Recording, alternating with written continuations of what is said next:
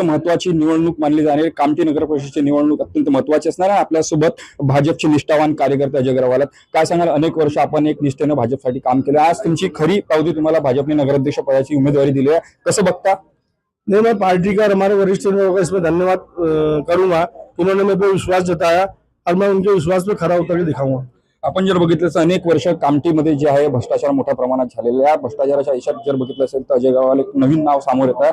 कशा प्रकारे आपण हा भ्रष्टाचार येणाऱ्या काळात उघडीस आणणार? मैं अगर कामठी की जनता ने जो मेरे पे विश्वास करने वाली है, मुझे पूरा विश्वास है कि मुझ पर विश्वास करेंगी।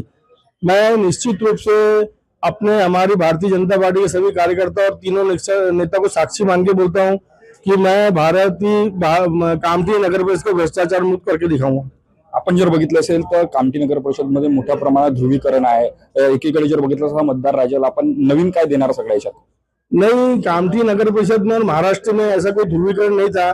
क्या हुआ था कि कुछ कांग्रेस के नेताओं ने और जो हमारे विरोधी पक्ष के लोगों ने लोगों को नेगेटिव प्रचार किए और गलत समझाया कि हमारी पार्टी ऐसी है वैसी है, जैसे संविधान के माध्यम से वगैरह वगैरह। देखिए, आज मोदी जी को 1 साल हो गया प्रधानमंत्री बनते हुए, संविधान को हाथ लगाने की किसी ने हिम्मत नहीं किया। तो नेगेटिव प्रचार के हम शिकार हुए।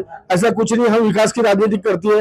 विकास की राजनीति में भारतीय जनता पार्टी, बिहार में देखिए आप कैसा रिजल्ट आया, महाराष्ट्र में विधानसभा को कैसा रिजल्ट आया। तो कामठी सरकार का विकास जनता चाहेंगी तो निश्चित रूप से हम पे विश्वास करके हमको जीत दिलाएंगे। शेवटचा प्रश्न, आता काँग्रेसमध्ये असलेले राष्ट्रवादीवासी झालेले शहाजाद जे आहेत सेठ, ते एका अर्थाने आता उमेदवार असणार महायुतीमध्ये असल्या, अशा वेळेला त्यांना कसा मात करून एका अर्थाने भाजपचा झेंडा कामठी नगर परिषदेवर रोवल? देखिए, हमारी महायुति का ये तय हुआ था कि अपने अपने स्थानिक स्तर पे अपनी अपनी लड़ाई लड़ो। रहा सवाल जीतने हारने का तो जनता तय करेंगी। हमारे पे जनता का हमारे पे विश्वास है।